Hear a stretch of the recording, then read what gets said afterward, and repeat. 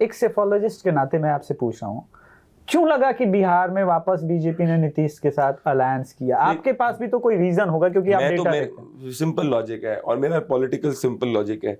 नीतीश कुमार को पता है 2025 में सीएम नहीं बनेंगे, बीजेपी को पता है 2025 में सीएम नहीं बनेंगे, नीतीश को पता है कि 4 महीने बाद अगर मैं इंडिया अलायंस में रहूंगा भी तो लालू अपने बेटे को सीएम बनवाने के लिए मुझे प्रेशराइज करेगा और सरकार के मेरे एमएलएस को भी खरीद लेगा, क्योंकि उसको नीतीश को पता है मोदी जी स्वीप करने वाले हैं। तो ऐसी स्थिति में नीतीश कुमार वीक ही रहने वाले हैं।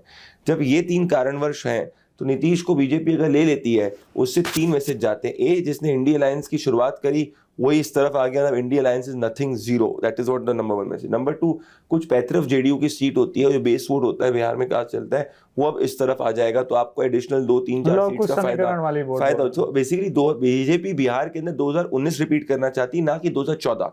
2014 में एनडीए की 31 सीट्स थी, 2019 के अंदर 39 सीट्स थी। तो it wants to be near the 39 seats, not near 31। Because समझो आप, मोदी जी चुनाव में अपनी जनाधार को 2019 से ज्यादा बढ़ाने के लिए फाइट कर रहे हैं, वो सिर्फ चुनाव जीतने के लिए नहीं फाइट कर रहे हैं। तो उनके लिए इवन एडिशनल 2 या 3 सीट्स भी मैटर करती हैं।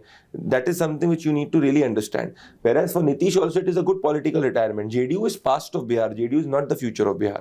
JDU post Nitish will dissolve in either in BJP, some might go to RJD. So the future of Bihar is not JDU Nitish.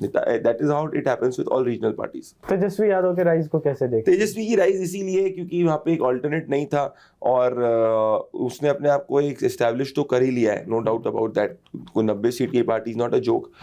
Threshold cross करेगा कि नहीं करेगा वो देखना होगा, क्योंकि बिहार के अंदर एक वर्ग जिसने लालू की गुंडागर्दी देखी थी, वो वर्ग अब ऑलरेडी कम होते जा रहा है। जो नया वर्ग आ रहा है उसने सिर्फ सुना है, उसको महसूस नहीं किया है, देखा नहीं है। तो ये एक सिस्टम, इसीलिए तेजस्वी की राइज हुई है। तो Tejashwi will stay in Bihar politics. He is not a leader, he is not a guy to go out any time soon. Age भी उसके साइड में सब कुछ है, एंड उसमें थोड़ी सी राजनीतिक, मतलब देखो एमवाई वोट पे चलेगा तो मैं कह रहा हूँ बिहार की पॉलिटिक्स में रहेगा जरूर वो, भले सीट बनाए नहीं, मतलब सरकार में आए नहीं आए, वो that's a separate issue, but he will stay as a prominent figure in politics of Bihar.